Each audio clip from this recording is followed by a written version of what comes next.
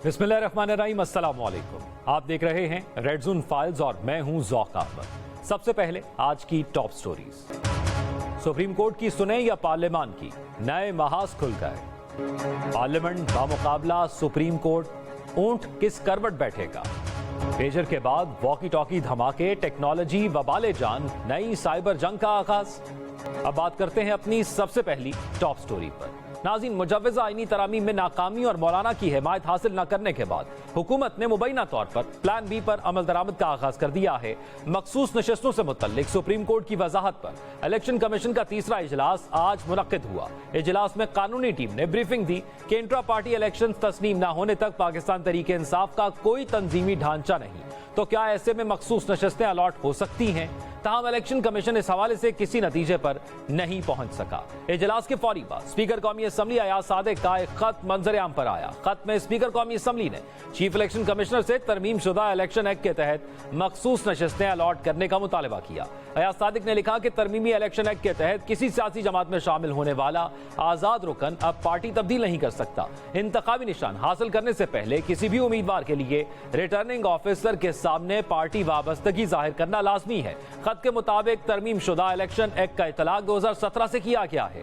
तरमीम शुदा election act पर अमल दरामद इलेक्शन कमीशन की आईनी और कानूनी जिम्मेदारी है। स्पीकर अयाज सादिक ने यह भी लिखा कि सुप्रीम कोर्ट का 12 जुलाई को मखसूस नशस्तों का फैसला इलेक्शन तरमीमी एक्ट से पहले कानून पर मुश्तमिल है, जिस पर अमल दरामद नहीं किया जा सकता। इस खत के बाद वजीर इत्तलात अता तारड़ ने भी प्रेस कॉन्फ्रेंस की और आईनी बहरान की तरफ इशारा किया।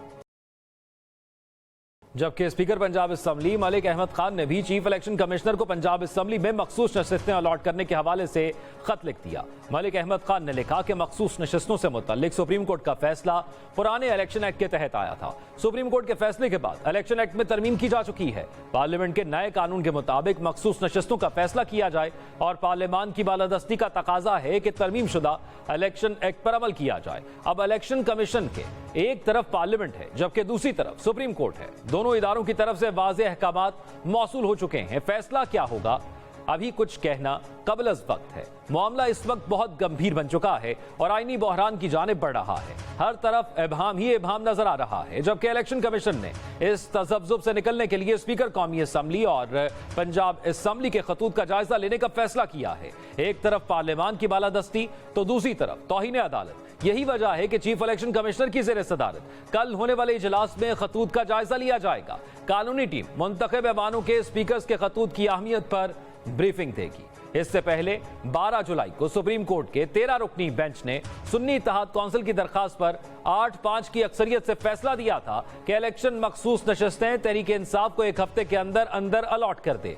यह बात इंतहाई हैरानकुन है कि जहां ये अहकामात 7 दिन में पूरे होने थे, आज 70 दिन गुजर जाने के बावजूद अभी तक लटके हुए हैं। सुप्रीम कोर्ट ने मुख्तसर फैसले में कहा था कि निशान लेने से पार्टी खत्म नहीं होती, पार्टी का वजूद बरकरार रहता है। सुप्रीम कोर्ट के इस फैसले के बाद कौमी असम्बली की 22 मखसूस नशस्तों पर आने वाले दीगर जमातों के अरकान की रुकनियत इलेक्शन कमीशन ने मुअत्तल कर दी, जिसमें 14 नून लीग, 5 पीपल्स पार्टी और 3 JUI को दी गई थी। इलेक्शन कमीशन ने इस फैसले पर मखसूस वक्त में अमल दरामद नहीं किया और ये नशस्तें तहरीक इंसाफ के हवाले नहीं की। लेकिन 25 जुलाई को इलेक्शन कमीशन की जानिब से सुन्नी इत्तेहाद काउंसिल के 39 अरकान कौमी असम्बली को तहरीक इंसाफ का रुकन करार देने का नोटिफिकेशन जारी किया गया।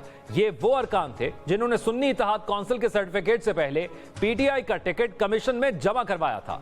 यहां यह बात याद रखना जरूरी है कि अगर मखसूस नशस्तों का फैसला न आता तो हुकूमत को ऐवान में 2/3 अक्सरियत हासिल थी और उसे इस दर्जे की मुशावरत की जरूरत नहीं थी जिसका उसे गुज़िश्ता एक हफ्ते में सामना करना पड़ा है। और इस फैसले को एक्सटेंशन की अफवाहों के साए में मुतनाज़ बना दिया गया और दीगर इदारों की तरफ से वाज़े इशारे मिले कि तमाम इदारे अपनी आईनी हदूद में रहे। बहरहाल इसी असना में कौमी असम्बली से इलेक्शन एक्ट तरमीमी बिल पास हुआ, जिसमें पार्टी वाबस्तगी से मुतल्लिक नई तरामीम सामने आई। इस तरमीमी एक्ट में लाजिम किया गया कि इलेक्शन से पहले पार्टी वाबस्तगी जाहिर करना लाजिम है, जबकि एक दफा पार्टी ज्वाइन करने वाला आजाद रुकन पार्टी तब्दील नहीं कर सकता। इस तरमीमी एक्ट के बाद इलेक्शन कमीशन ने सुप्रीम कोर्ट से 41 MNA से मुतल्लिक वजाहत तलब की। इलेक्शन कमीशन ने नए एक्ट का हवाला भी दिया था, मगर यह दरखास्त सुप्रीम कोर्ट में जजेस की छुट्टियों की वजह से समाअत के लिए मुकर्रर ना हो सकी। मगर सुप्रीम कोर्ट के 8 रुकनी बेंच ने 14 सितंबर को मखसूस नशिस्तों के केस में इलेक्शन कमीशन की दरखास्त पर वजाहत जारी कर दी, जिसमें कहा गया कि फैसले की रोशनी में पार्टी सर्टिफिकेट जमा कराने वाले पीटीआई के कामयाब उम्मीदवार हैं। वजाहत के मुताबिक इलेक्शन कमीशन की वजाहत की दरखास्त कंफ्यूजन पैदा करने की कोशिश और ताखीरी हरबा है। इलेक्शन कमीशन की वजाहती दरखास्त अदालती फैसले पर अमल दरामद के रास्ते में रुकावट है और इसकी वजाहत की दरखास्त दुरुस्त नहीं। अब इसके बाद इलेक्शन कमीशन के इजलासों का सिलसिला बेनतीजा मंजिल की जानिब रवा दवा है और कौमी असम्बली के स्पीकर की वाज़ेह हिदायत भी सामने आ चुकी हैं। इस सब का दिलचस्प पहलू यह है कि मखसूस नशिस्तों से मुतल्लिक फैसला ही हुकूमत के नंबर गेम में असल रुकावट है। 12 जुलाई के फैसले के नतीजे में 19 नशिस्तें हुकूमती इत्तेहाद से वापस ना ली जाती तो आज हुकूमत को मुजव्वज़ा आईनी तरामीम की मिन्नतें तरले ना करने पड़ते। सवाल यह है कि इलेक्शन कमीशन, सुप्रीम कोर्ट या पार्लियामान किसको तरजीह देगा? इस इदारा जाती टकराव का नतीजा क्या निकलेगा? इस सब पर बात करने के लिए और कंफ्यूजन को दूर करने के लिए हमें ज्वाइन किया है बैरिस्टर अली जफर साहब हमारे साथ मौजूद हैं। पाकिस्तान तहरीक इंसाफ से ताल्लुक है और सेनेटर हैं पाकिस्तान तहरीक इंसाफ की जानिब से। बहुत शुक्रिया बैरिस्टर अली जफर साहब आपके वक्त का। बैरिस्टर साहब, आज आपने एक कन्वेंशन से खिताब भी किया है और उसमें बड़ी धुआंधार आपकी जानिब से तकरीर भी की गई है। मैं उस पर बात करने से पहले एक बड़ा ही बुनियादी सा सवाल है कि आपकी नज़र में क्या पार्लियामेंट सुप्रीम है या फिर अदलिया सुप्रीम है? देखें, इसमें तो कोई शक नहीं है कि पार्लियामेंट सुप्रीम है। पार्लियामेंट का काम है कानून साजी करना और आईनी तरमीम करना, ये बिल्कुल पार्लियामेंट का इख्तियार है। और जहाँ तक रोल है अदालत का, वो रोल ये है कि जो भी कानून साजी की जाए वो अगर आइन के मुताबिक है तो फिर उसके ऊपर अमल दरामद करना, उसको अप्लाई करना ये और उसकी तशरीह करना, ये अदालत का काम है। और उसके साथ अगर कोई ऐसा कानून बनता है जो आइन के खिलाफ हो तो फिर अदालत जो है वो उस कानून को कलअदम भी करार दे सकती है। तो ये है हमारा स्कीम आइन का। इसको कहते हैं सेपरेशन ऑफ पावर्स, यानी हर अदारा जो है अपने अपने दायरे अख्तियार में रह के वो सुप्रीम ही है, लेकिन सबसे जो सुप्रीम है जिसने कानून साजी करनी है वो पार्लियामेंट है। अच्छा बैरिस्टर साहब, ये फरमाइएगा, इस वक्त जो मुमकिना सूरत हाल है, ख़ास तौर पर जो अदलिया के इख्तियारात के हवाले से आप लोगों का मौक़िफ़ है और उस हवाले से कन्वेंशन भी हो रहे हैं या मेल मुलाकातें भी हो रही हैं, अगर पाकिस्तान तहरीक इंसाफ की हुकूमत होती तो क्या ये जो जिस किस्म का बिल लाया जा रहा था तो आप लोगों का मौक़िफ़ तब भी यही होता, या इसको दूसरी तरह देखा जाए कि 25 अक्टूबर के बाद अगर ये बिल लाया जाता है तो तब भी आपका मौक़िफ़ यही रहेगा? देखिए, यकीनी तौर पे अगर हुकूमत उस तरह की एक तरह से प्रोसेस करती जो कि आईनी प्रोसेस है और जो पार्लियामेंट्री रवायात का प्रोसेस है और जो जमहूरियत के तकाजे हैं पूरा करते हुए वो वाला प्रोसेस है, यानी कि अगर हुकूमत पहले एक डिबेट के लिए एक कमेटी बनाती, कमेटी बना के उसके TORs बनते और TORs के बाद उस कमेटी का एक चेयरमैन सिलेक्ट होता और चेयरमैन सिलेक्ट होने के बाद सारी पॉलिटिकल पार्टीज जो हैं, सियासी जमातें, उसकी मेंबर बनती और मेंबर बनने के बाद फिर डिलिब्रेशन शुरू होती हैं कि क्या क्या अमेंडमेंट्स आनी चाहिए और हर पॉलिटिकल पार्टी से कोई तजवीज़ दी जाती और उसके बाद वो शिकों के ऊपर फिर बहस होती, फिर अपनी अपनी लीडरशिप के पास जाया जाता और उस पर मज़ीद बहस होती और फाइनली फिर वो एक तैयार हो के वो पूरे सेनेट और पूरी नेशनल असेंबली को प्रेजेंट किया जाता और फिर वो उसके ऊपर वोटिंग होती। तो फिर उस किस्म की सिचुएशन में तो यकीनी तो बैरिस्टर साहब, इस चीज से जो मैं समझ रहा हूं आपको तरीकाकार पर एतराज है। आईनी जो तरामीम का जो मुसव्वदा हमारे सामने आया, क्योंकि ऑफिशियली तौर पर कोई सामने नहीं आया, जो मीडिया पर आया, आपको उससे एतराज नहीं है, आपको वो तरीकाकार से एतराज है? नहीं, पहली बात तरीकेकार से एतराज है और दूसरी बात उसमें बहुत सारी चीजें हैं जिस पे बहुत बड़ा एतराज है। और वो एतराज इसलिए है क्योंकि अगर वो माना गया, जिनका भी मैं जिक्र करता हूँ 1 मिनट में, अगर वो चीज़ें मानी गई तो एक तरह आपकी जमहूरियत ख़त्म हो जाएगी, आपकी जो आइन है उसको इतना बड़ा जख्म लगेगा कि वो आइन इस तरह का रहेगी ना जिस तरह हम समझते हैं। और जो कॉन्स्टिट्यूशन के अलावा जो कानून हैं और रूल ऑफ लॉ का प्रिंसिपल है वो भी ख़त्म हो जाएगा। और जो आज़ादी है आपकी अदलिया की, जिसका जो किसी पर्सन स्पेसिफिक नहीं होती, आज़ादी अदलिया की ایز اے ہول ہوتی ہے اس کو ایک بہت بڑا نقصان پہنچے گا, وہ تباہ ہو جائے گی. تو یہ ساری آبجیکشنز ہیں, اور اس کی کیا وجہ ہے آبجیکشنز کی؟ مثلاً میں کیوں کہتا ہوں کہ جمہوریت پہ یہ اٹیک ہو رہا ہے, کیونکہ آپ آرٹیکل 63A کو امینڈ کرنے جا رہے ہیں, اور آپ آرٹیکل 63A کو اگر امینڈ کرتے ہیں تو وہ جو لوٹاازم تھا یا لوٹاکریسی تھی, جس کو آپ ہارس ٹریڈنگ کہتے ہیں, جس میں لوگ اپنی کسی فائدے کے لیے کوئی رشوت لے کے اپنا ضمیر بیچ کے اپنے ووٹس بیچ دیتے تھے, وہ واپس لانے کی کوشش کی جا رہی ہے. اسی طرح جو سویلین لوگ ہیں ان کو کہا گیا ہے کہ وہ ملٹری ٹرائل, ان کا ملٹری ٹرائل ہو سکتا ہے کئی مخصوص وجوہات کی وجہ سے. یہ ایک بنیادی حقوق کے خلاف ہے. پھر آرٹیکل 199 جس میں آئین کہتا ہے کہ ہائی کورٹ دیکھ سکتا ہے, ریٹ ایشو کر سکتا ہے, وہ دیکھ سکتا ہے کہ غلط کام تو نہیں ہو رہا, اس میں تبدیلی کی جا رہی ہے, اور ہائی کورٹس کی جو طاقت ہے اس کو کم کیا جا رہا ہے. پھر آپ کا جو ججز ہیں ان کی تعداد تو بڑھائی تھی, لیکن اب ایج بھی بڑھا رہے ہیں. ٹھیک ہے. پھر ایک آئینی عدالت بنا رہے ہیں, لیکن اس کا کیا پروسیس ہوگا, اپوائنٹمنٹ کا کیا پروسیجر ہوگا, اس کی ڈیٹیلز کیا ہیں, اس کا کوئی ذکر نہیں. یعنی واضح طور پر سامنے آنا چاہیے. اچھا, اب یہ ذرا ایک اور اہم معاملہ ہے, میں آپ سے یہ بھی جاننا چاہوں گا, یہ مخصوص نشستوں کے حوالے سے اب ایک اسپیکر نے بھی خط لکھا ہے نیشنل اسمبلی کے, اور ایک پنجاب اسمبلی کے اسپیکر نے بھی الیکشن کمیشن کو خط لکھ دیا ہے. اب آپ کی نظر میں مخصوص نشستوں پر جو فیصلہ آیا ہے, کیونکہ 3 ہی ممکنات ہیں نا, یا تو آپ نے الیکشن سے پہلے ایک لیٹر جمع کرانا ہے, یا اگر آپ آزاد حیثیت کے اندر الیکشن لڑ رہے ہیں تو پھر آپ نے اس کے ساتھ ایک لیٹر جمع کرانا ہے اور 3 دنوں میں کسی پارٹی کو اختیار کرنا ہے. اور یہ بھی نہیں ہو سکتا کہ ایک پارٹی اختیار کر لی ہے تو آپ دوسری پارٹی کے اندر چلے جائیں. تو یہ 3 ممکنات ہیں, تو حکومت کہتی ہے کہ یہ ممکنات پوری ہوئی ہیں, اور اس الیکشن ایکٹ کی نفی کی جا رہی ہے جو سپریم کورٹ کا فیصلہ آیا, اور اس کے بعد پھر ایک الیکشن ایکٹ کے اندر ترمیم کی ہے. تو ان 3 ممکنات کے باہر کیسے جا سکتے ہیں؟ آئین تو ان 3 ممکنات کا کہتا ہے. دیکھیں, ایشو کو تھوڑا سمپلیفائی کرتے ہیں. آپ نے تو بڑا ڈیٹیل میں ایک وکیل کی طرح بتایا مختلف آپشنز, لیکن میں اس کو ذرا سمپلیفائی کرتا ہوں. ایشو یہ ہے کہ سپریم کورٹ آف پاکستان نے ایک قانون تھا الیکشن ایکٹ کا, اس کے تحت فیصلہ کر دیا, اور فیصلہ یہ کیا کہ جتنے لوگ ہیں پی ٹی آئی کے, جنہوں نے ٹکٹس پہ یا پی ٹی آئی کے پلیٹ فارم پہ یا پی ٹی آئی کی حمایت سے لڑا تھا کیس, ان کو آپ پی ٹی آئی کے اندر تصور کریں. اور اس کے بعد ایک کلیریفیکیشن آرڈر بھی آ گیا جس میں یہ واضح کر دیا کہ جو بھی لسٹ میں لوگ ہیں, جو 2 لسٹیں بنائی تھیں سپریم کورٹ نے, ان میں جتنے بھی لوگ ہیں وہ پی ٹی آئی کے سمجھے جائیں گے. یہ تو آ گیا سپریم کورٹ کا فیصلہ. اب یہ سپریم کورٹ کا جو فیصلہ ہے وہ آئین کے تحت الیکشن کمیشن پابند ہے کہ اس فیصلے پہ وہ منومن اس کو تسلیم کر کے امپلیمنٹ کرے.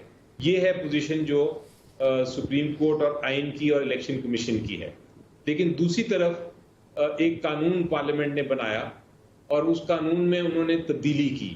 انہوں نے کوشش کی اس قانون کے ذریعے کہ وہ جو سپریم کورٹ کا فیصلہ ہے وہ تبدیل ہو جائے, اور انہوں نے ایک نیا قانون بنایا. جو اسپیکر صاحب ہیں نیشنل اسمبلی کے اور اسپیکر ہیں شاید پنجاب اسمبلی کے, انہوں نے دونوں نے خط لکھا الیکشن کمیشن کو اور کہا کہ آپ سپریم کورٹ کا فیصلہ نہ مانیں, آپ ہمارا جو قانون نیا بنایا ہے اس کی بات مانیں, اور وہ جو کہتا ہے اس کے مطابق آپ یہ جو ریزرو سیٹس ہیں یہ ان کو نہیں دے سکتے, ان کو آپ انڈیپینڈنٹ ٹریٹ کریں گے, اور آپ ریزرو سیٹس اسی طرح دیں جس طرح آپ نے پہلے دی تھیں اپنے فیصلے. جو اسپیکر صاحب نے یہ کہا ہے, اور جو الیکشن کمیشن کا سامنے جو یہ لیٹر آیا ہے, یہ لیٹر کی اصل میں قانونی حیثیت نہیں ہے. یہ لیٹر نمبر 1 تو اسپیکر کے پاس ایسا کوئی اختیار نہیں کہ الیکشن کمیشن کو وہ ڈائریکٹ کر سکیں کہ آپ نے کیا قانون فالو کرنا ہے یا نہیں. آئین بھی ان کو یہ اجازت نہیں دیتا.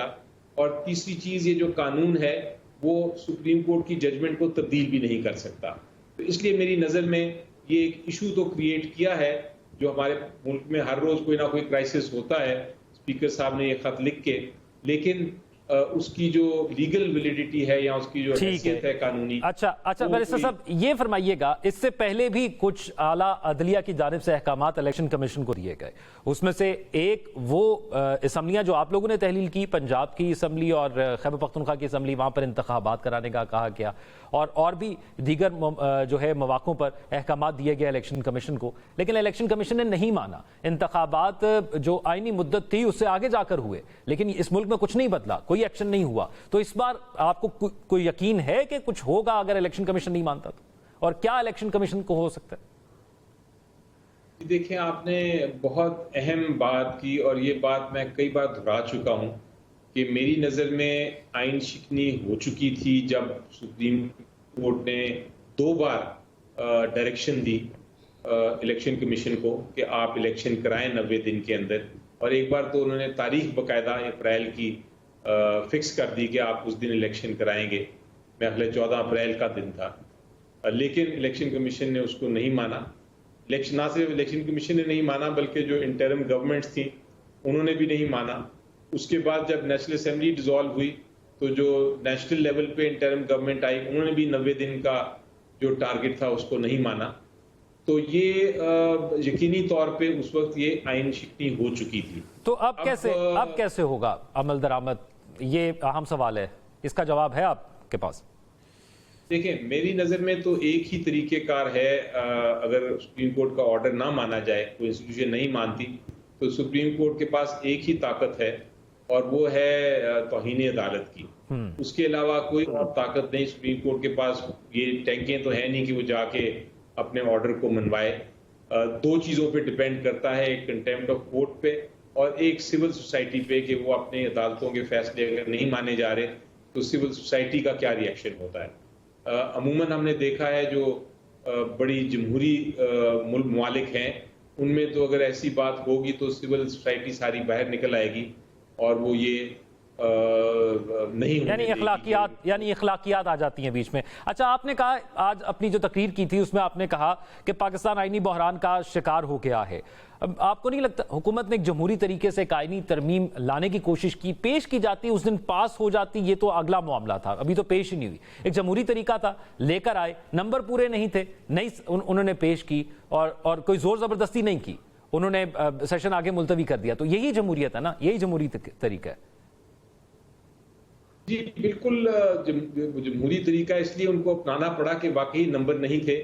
لیکن اگر ازیوم کریں کہ نمبر ہو جاتے تو پھر اتوار کو جس طرح انہوں نے سارے لوگوں کو کہا تھا کہ آپ پہنچ جائیں، سارے سینیٹرز بھی ان کے آ گئے، سارے ایم این ایز بھی آ گئے، تو یقینی طور پہ وہ ایک جمہوریت کے اصول اور جمہوریت کی جو روایات ہیں ان کی خلاف ورزی کرتے ہوئے وہ یہ امینڈمنٹس پاس کرنے جا رہے تھے. وہ تو میرا خیال ہے مولانا فضل الرحمان صاحب اور کچھ اور جو سینیٹرز اور ایم این ایز تھے وہ شاید نہیں مانے، جس کی وجہ سے یہ کوشش ناکام ہو گئی، ورنہ وہ تو اپنی غیر جمہوری حرکت کرنے لگے تھے. اچھا، میں کیوں کہہ رہا ہوں کہ کیوس میں ہے. آپ دیکھیں کہ پارلیمنٹ میں قوانین بلڈوز کرنے کی کوشش کی جا رہی ہے، ججز جو ہیں ان کو دھمکیاں دی جا رہی ہیں، میڈیا بہت حد تک گرفتار ہے. رول آف لا کی جب ہم بات کرتے ہیں تو بہت سارے لوگ جیلوں میں پڑے ہیں جن کو کوئی سنائی نہیں ہو رہی، وہ کسی ٹرائل کے بغیر جیل میں پڑے ہیں. پارلیمنٹیرینز پہ اٹیک ہوتا ہے، پارلیمنٹیرینز کو پارلیمنٹ کے اندر سے پکڑ کے گرفتار کیا جاتا ہے. تو آپ کا حق ہے کہ آپ اپنی رائے کا اظہار کریں، فریڈم آف سپیچ جس کو ہم کہتے ہیں، یا آپ جا کے احتجاج کریں، وہ احتجاج کا حق بھی استعمال کرنے کے لیے. ٹھیک ہے، بالکل ٹھیک ہے. اچھا یہ فرمائیے گا، یہ جو آپ نے ذکر کیا کہ اسپیکر کو اس چیز کا اختیار نہیں ہے کہ وہ کوئی لیٹر لکھ سکے، لیکن آپ کو لگتا ہے کہ جو مخصوص نشستوں کے حوالے سے جو الیکشن کمیشن، ایک تو 3 اجلاس ہو گئے ہیں، کوئی فیصلہ نہیں ہوا، کل یہ جو خطوط لکھے گئے ہیں اس کا جائزہ الیکشن کمیشن میں لیا جائے گا، تو یہ نمبر گیم پوری کرنے کے لیے کیا جا رہا ہے؟ جی بالکل.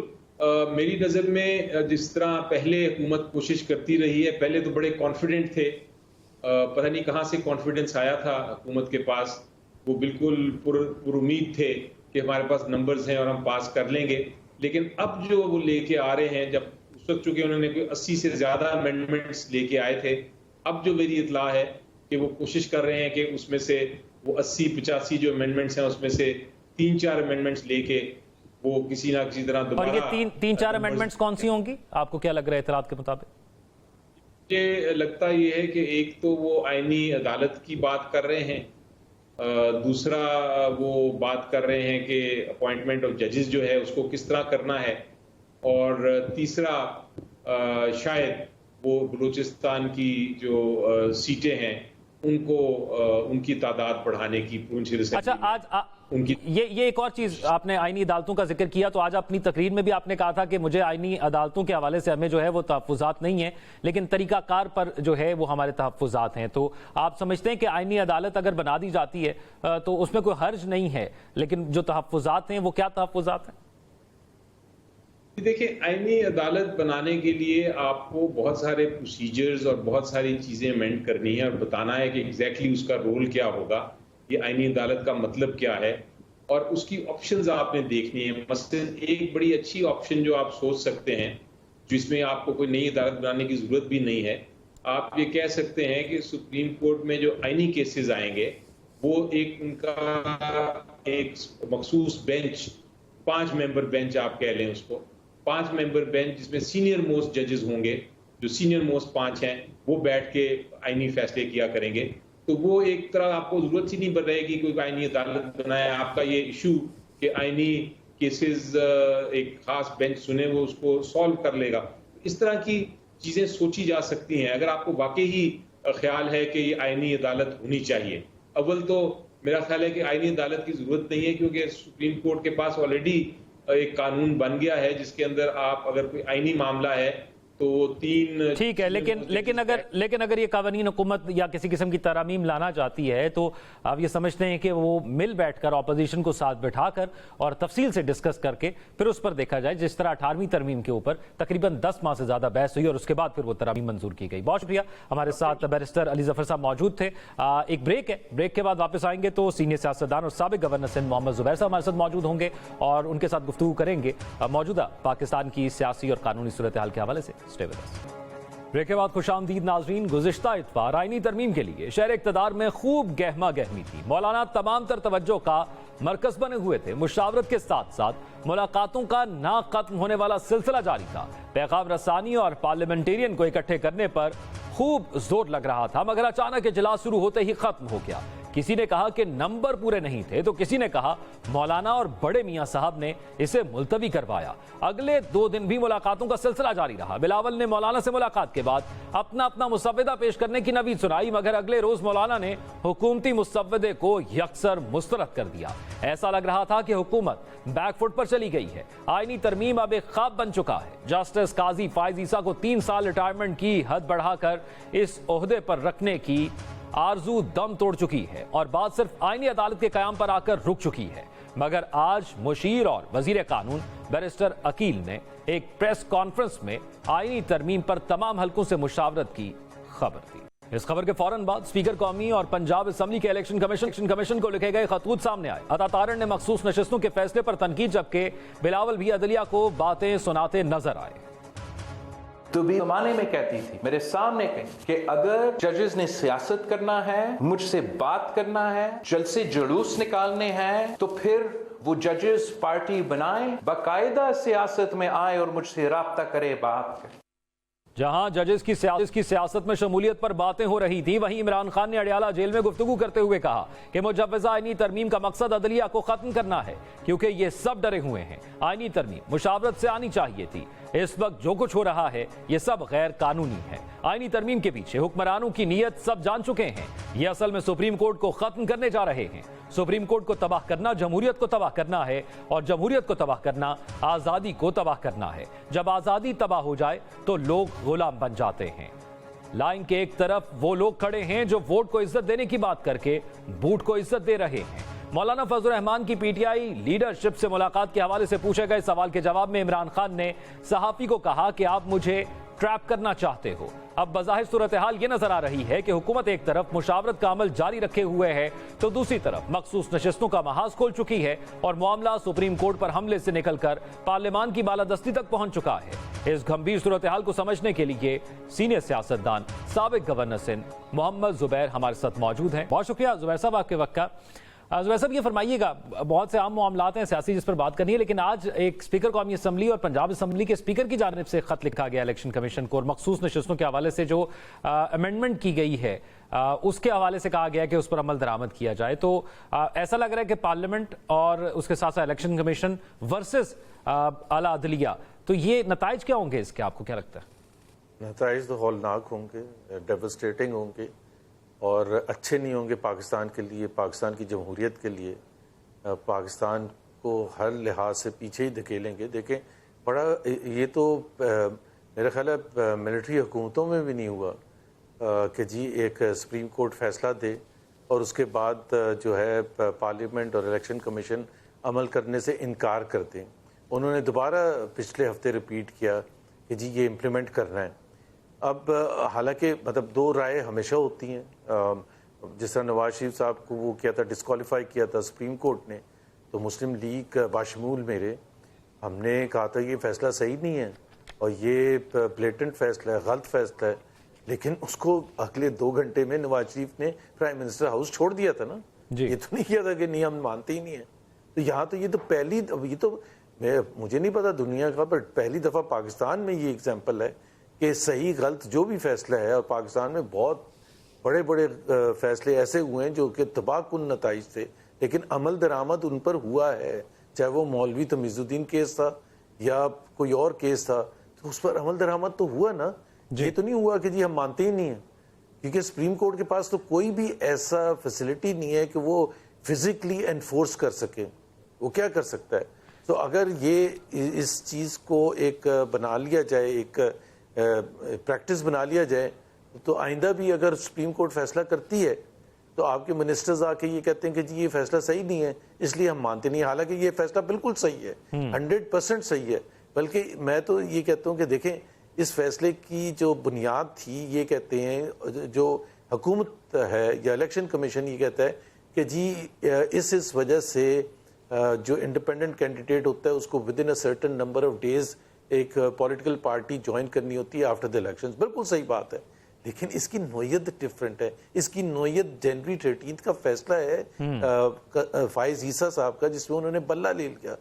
अब उसके बाद जब उन्होंने बल्ला ले लिया और उसके बाद जब ये फैसला आया, तो इसमें भी जस्टिस फाइज ईसा ने, बाशमूल जस्टिस फाइज ईसा, 11 जजेस ने ये कहा कि इलेक्शन कमीशन ने जनवरी 13 का फैसला गलत इंटरप्रेट किया था।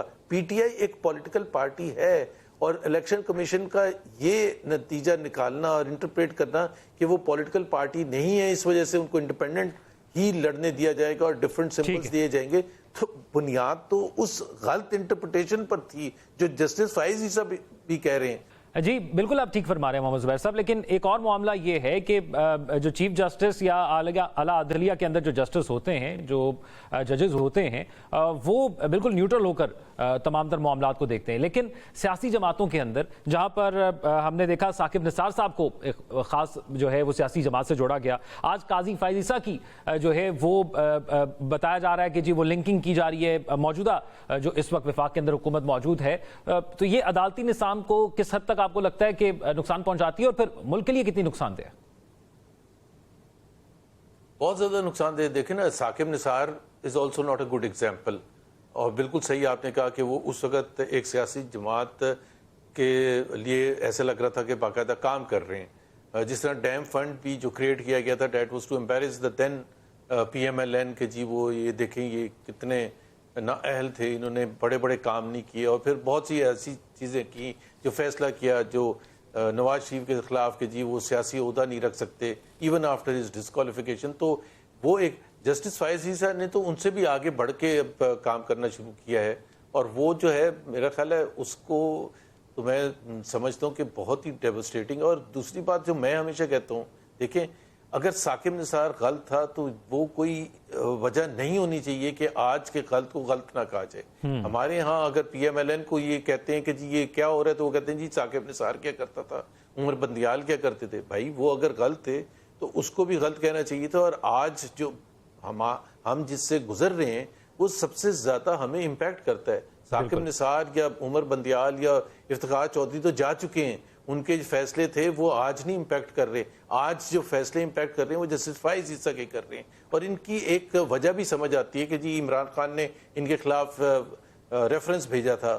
تو لیکن جب آپ چیف جسٹس بن جاتے ہیں تو آپ کو اس سے بڑھ کے اپنے آپ کو شو کرنا چاہیے کہ میں کوئی پرسنل وینڈیٹا پر نہیں ہوں, میں کوئی پی ٹی آئی کے خلاف نہیں ہوں. ایٹ لیسٹ ان کے فیصلوں سے یہ جھلک آنی چاہیے. ٹھیک ہے. اچھا محمد زبیر صاحب یہ فرمائیے گا, یہ جو آئینی ترمیم پیش کرنی تھی اس پر کیا ہوا؟ کہنے والے کہتے ہیں کہ جنہوں نے بندے پورے کروانے ہوتے ہیں وہ کروا لیتے ہیں, تو کیوں نہیں پھر بندے پورے ہو پائے وفاقی حکومت سے, اتحادیوں سے؟ دیکھیں یہ جو بحث ہے نا کہ جی وہ ہوا کہ اس ہفتے کی رات کو اور اتوار کو اور نمبرز کیوں نہیں پورے اور کتنی انکمپٹنس حکومت نے شو کی, وہ سب ایک جگہ ہے. لیکن میرا خیال ہے اس سے زیادہ اہم یہ ہے کہ وہ جو آئینی پیکج تھا اس میں تھا کیا. آئی تھنک فوکس زیادہ اس پر ہونا چاہیے کہ آئینی پیکج میں تھا کیا.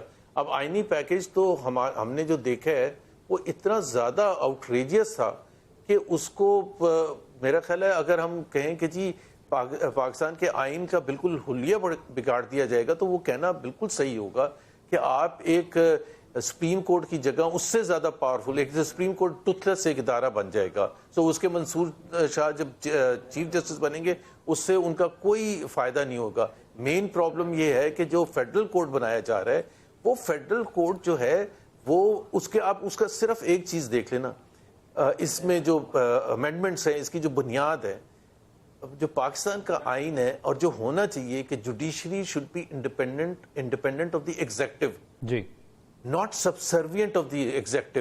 یہ جو آئینی امینڈمنٹس آ رہی ہیں اس سے سبسروینٹ بن جائیں گے. اور ایک میں آپ کو ایگزامپل دے دیتا ہوں کیسے سبسروینٹ بنیں گے.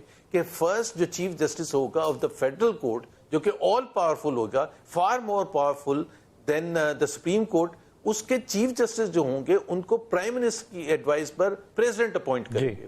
ابھی آپ مجھے خود بتائیں تو سبسروینٹ ہو گئے نا, آپ پولیٹیکل لیڈرشپ کے سبسروینٹ ہو گئے. اسی طرح سے اگر کسی بھی ہائی کورٹ کے جج ہیں ان کو ٹرانسفر کرنا ہے تو وہ سبسروینٹ ہو گئے نا, وہ تو ایک بیوروکریٹ کی طرح ہو گیا کہ آپ کو اٹھا کے بابر ستار اسلام آباد ہائی کورٹ کے آپ کو فیصلے نہیں ان کے پسند آ رہے تو آپ نے اٹھا کے بلوچستان بھیج دیا, کیونکہ یہاں سارے پولیٹیکل فیصلے آتے تو آپ نے اٹھا کے ان کو بھیج دیا. تو وہ سبسروینٹ بنا دیا, وہ انڈیپینڈنٹ نہیں ہے. اب جو 6 ججز جس طرح اسلام آباد ہائی کورٹ کے تھے جنہوں نے بھرپور اظہار کیا تھا ڈرانے دھمکانے کا اور اوپن لیٹر لکھا تھا کہ کس طرح سے ان کے لیے مشکلات ہو رہی ہیں فیصلہ دینے میں, تو وہ کہاں جائیں گے پھر؟ بالکل وہ کس کے پاس جائیں گے؟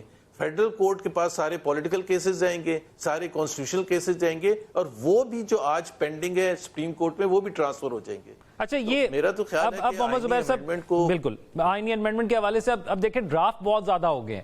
اب حکومت کا وفاقی حکومت کا ایک اور ڈرافٹ ہے, بلاول صاحب کہہ رہے ہیں ہم ایک ڈرافٹ لے کے آئیں گے, مولانا صاحب کہہ رہے ہیں وفاقی حکومت کا ڈرافٹ جو ہے اس کو ریجیکٹ کرتے ہیں, ہم ایک ڈرافٹ لے کے آئیں گے. تو اتنے ڈرافٹ آ جائیں گے تو آپ کو لگتا ہے کہ پھر کسی ایک ڈرافٹ پر متفق ہونا آسان ہو جائے گا تمام کے لیے, کیونکہ نمبر تو ضروری ہے کسی بھی آئینی ترمیم کے لیے؟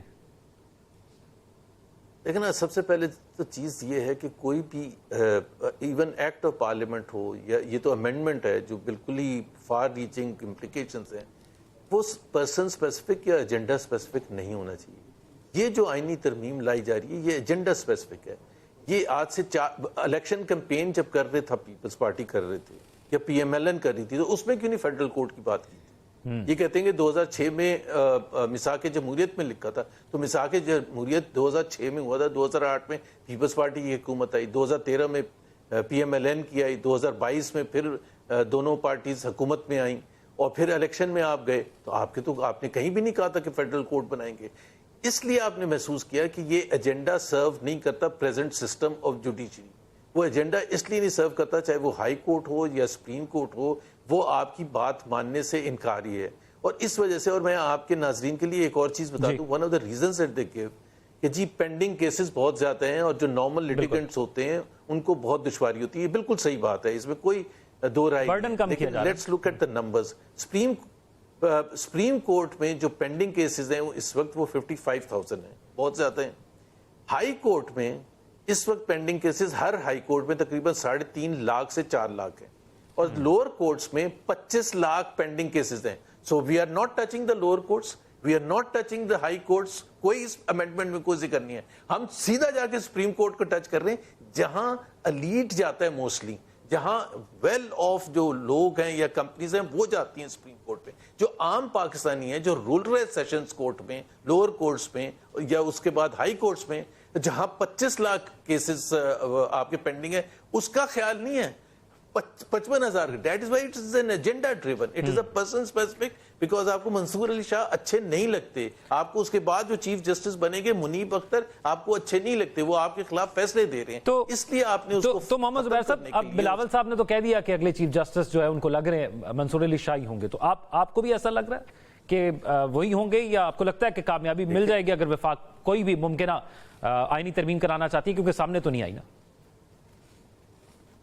دیکھیں نا، سامنے نہیں آئی ہے، بٹ وہ انہوں نے بلاول بھٹو زرداری صاحب نے یہ بھی کہا ہے اس کے ساتھ، جب انہوں نے یہ کہا کہ جی منصور علی شاہ ہوں گے، پہلی بات تو یہ آج سے 10 دن پہلے کہنے کے لیے کیوں نہیں تیار تھے؟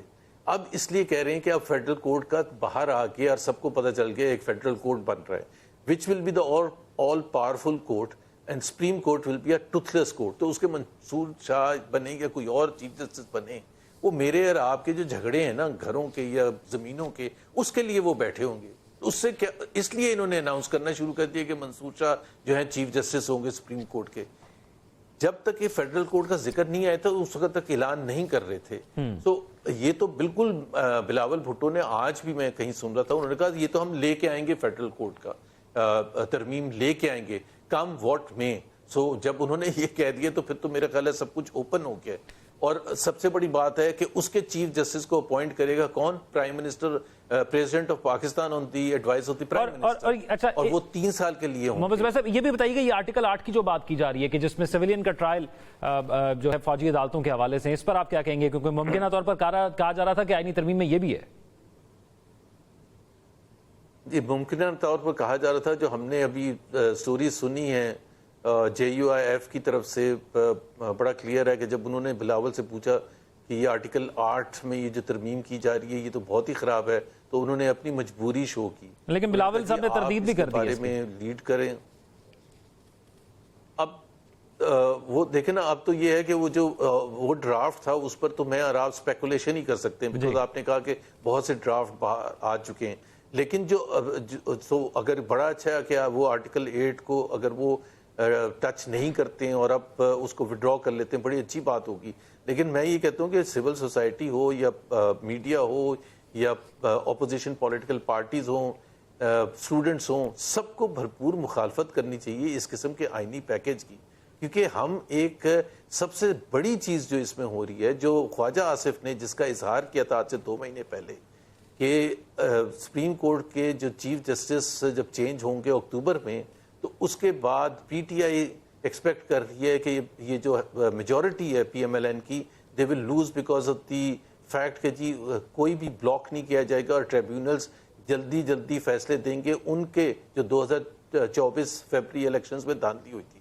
تو اگر آپ اس کو ہی بلاک کرنے جا رہے ہیں تو پھر تو میرا خیال ہے سارا مقصد ہی ایک جمہوریت کا ختم ہو جاتا ہے. ٹھیک ہے، جمہوری مقصد کے لیے جمہوری فیصلے کرنے پڑیں گے. بہت شکریہ. محمد زبیر صاحب ہمارے ساتھ موجود تھے اور تمام تر معاملات کے حوالے سے اپنی رائے سے آگاہ کر رہے تھے.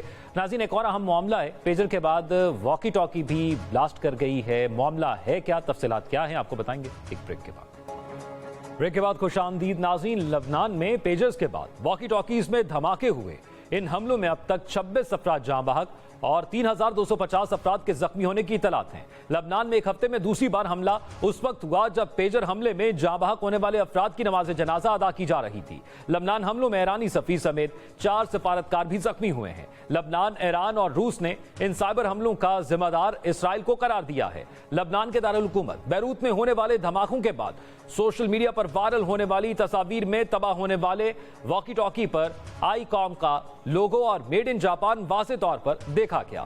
न्यूयॉर्क टाइम्स के मुताबिक जापानी कंपनी का बयान सामने आया है जिसमें उसका कहना है कि इस किस्म की इतलात मिली हैं कि लबनान में जो रेडियो मसनूआत तबाह हुई उस पर आईकॉम का लोगो था। लबनान में धमाके से फटने वाले वॉकी टॉकीज 2004 से 2014 तक बनाए और बरामद किए। हमने इस मामले की तहकीकात का आगाज कर दिया है और इस मामले पर कंपनी एक तफसीली बयान जारी करेगी। दूसरी जानिब अमरीकी अखबार न्यूयॉर्क टाइम्स ने अपनी खुसूसी रिपोर्ट में बताया कि इस्राइली खुफिया इदारे मोसाद ने जाली कंपनियां बनाकर पेजर्स के ऑर्डर मौसूल किए और फिर हमास के ऑर्डर के मुताबिक धमाका खेज मवाद वाले पेजर्स तैयार करके उनकी डिलीवरी दी। रिपोर्ट में बताया गया है कि ताइवान की एक फर्म के साथ लाइसेंसिंग एग्रीमेंट के तहत इन जाली कंपनी ने पेजर तैयार करके हमास को फराहम किए। इसराइल की जाली कंपनी हंगरी में रजिस्टर्ड थी, वहीं ये पेजर तैयार करके इनमें धमाका खेज मवाद वाले बोर्ड फिट किए गए। इसराइल ने अपनी कार्रवाई को पोशीदा रखने के लिए 2 दीगर फर्जी कंपनियां भी बनाई। लबनान में होने वाले हमलों के बाद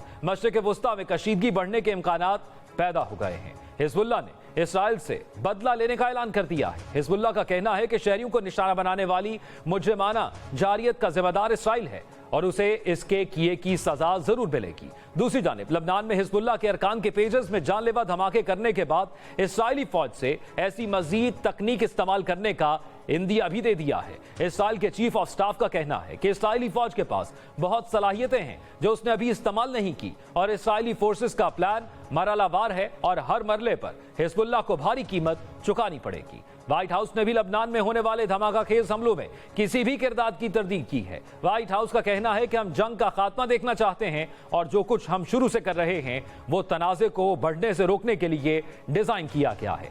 ईरानी महकमा खारजा के तर्जुमान नासिर कनानी ने अपने एक बयान में कहा है कि लबनान में दहशतगर्दा कार्रवाई सेहोनी हुकूमत और उनके कराए के एजेंडों की मुश्तरका कार्रवाइयों का सिलसिला है। ईरानी वजारत खारजा के तर्जुमान ने मजीद कहा कि यह दहशतगर्दाना कार्रवाई जो दर हकीकत इज्तमाई कत्ल की एक किस्म है, इसने एक बार फिर वाज़े तौर पर साबित कर दिया है कि सेहोनी हुकूमत ने फलस्तीनी आवाम के खिलाफ जंगी जराइम और नस्ल कुशी के इर्तकाब के साथ साथ इलाकाई और आलमी अमन व अमान के लिए संजीदा खतरात पैदा कर दिए हैं। दूसरी जानिब अक़वाम मुत्तहिदा ने इसराइल को फलस्तीनी इलाकों से निकलने का हुक्म भी दे दिया है। अक़वाम मुत्तहिदा की जनरल असम्बली ने पाकिस्तान और तुर्किया की मुश्तरका काविशों से की गई फलस्तीन के हक में करारदाद मंजूर करके इसराइल को 1 साल में फलस्तीनी इलाकों से कब्जा खत्म करने का हुक्म दिया है। करारदाद में कहा गया है कि इसराइल 1 साल के अंदर गजा और मकबूजा मगरबी किनारे के इलाकों से कब्जा खत्म करे। अब देखना यह है क्या इसराइल अक़वाम मुत्तहिदा की जनरल असम्बली के हुक्म पर अमल दरामद करता है या फिर आलमी अदालत इंसाफ के फैसले की तरह इस फैसले को भी जूते की नोक पर रखकर अपनी मनमानी जारी रखता है। आज तक के लिए इतना ही, आइंदा तक के लिए इजाजत दें। अल्लाह हाफिज।